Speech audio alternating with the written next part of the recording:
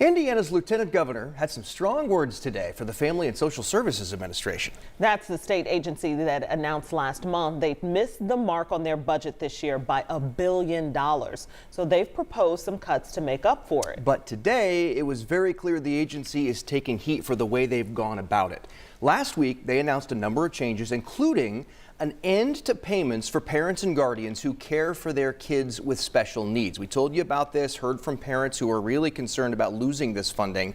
Well, during a virtual meeting today, Lieutenant Governor Crouch said she wants the FSSA to hit the pause button on these cuts, in part because the agency hasn't been able to publicly answer a number of questions, including how many families would be impacted, how much money this would save, and specifically where families could go to get help for their disabled loved ones. Several lawmakers agreed. Take a listen.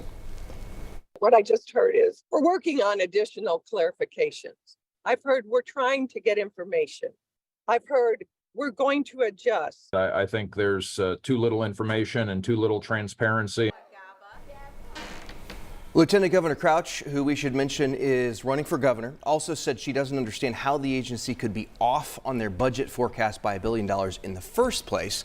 Representative Ed Clare, who you heard there as well, he said he asked 11 days ago for a breakdown of the numbers on all of this and hasn't heard anything back yet. We've reached out to the FSSA so far. We have not heard back either. We'll let you know when we do. $1 billion is not a little bit of money. Yeah, we've heard from a lot of parents over the last week or so concerned about this, so we're keeping a close eye on it.